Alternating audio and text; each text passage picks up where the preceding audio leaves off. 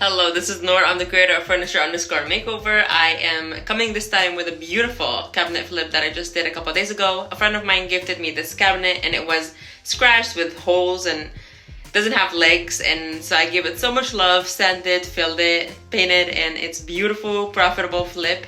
If you follow me on Instagram, you're probably seeing a step-by-step on my story daily. If you don't already do, please follow me on Instagram on Furniture_Makeover to see my work every day.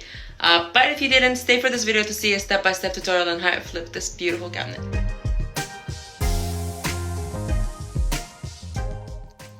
So this piece was given to me by a friend of mine, and it's just a cabinet. As you see, it doesn't have legs, doesn't have any personality. So I went ahead and first filled in all the holes because it had some holes, as you see on the top right and on the other side. Some missing veneers. I filled it with Bondo, and after it dried I went ahead and gave it a good sand everywhere. But right before I started sanding it, I wanted to add these legs to it because it was just ugly with no legs, and I had these laying in my garage. The way I added it was as you see, I placed it right there and I drilled a 3.5-inch screw from the inside down. I had some difficulties with the camera, that is why it probably does not show it well. But after adding these legs and sanding the entire piece, I went ahead and give it a quick primer, and then I started painting. I had to wear a beanie and cover my face with a mask and glasses when I was sanding because a lot of chips were flying everywhere. But it was such a beautiful project, removing all the pieces, cleaning it up, sanding it, and then putting everything back together after I started painting it was just very satisfying. With pieces like this, I start sanding with an 80 grit or a 60 grit, and then after I finish sanding the entire piece, I go ahead and sand again with a 220 grit to make it smoother. And then I start painting, which in this case I spray painted, and I love spray painting because it makes my job so much easier and the finish is spotless. And after I finish one coat, sometimes I go ahead and give it a quick sand and apply a second coat, especially when the color is not dark enough. But with this color, I had to do 2 coats just because I wanted the shelves to have more protection for when they put heavy items on the shelves.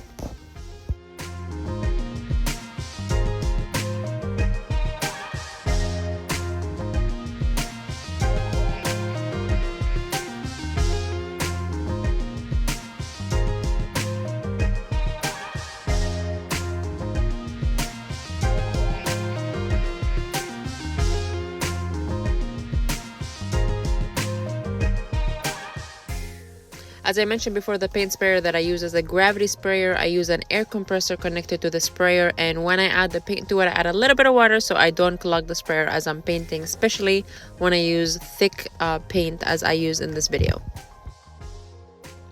After applying 2 coats of paint, it was finally time for me to add back the hardware, the hinges, the pole, and put the piece back together, and the result were sweeping me off my feet. I loved the mixture of these hardware and the piece itself. I used the original hardware that came with it, and I don't regret a thing.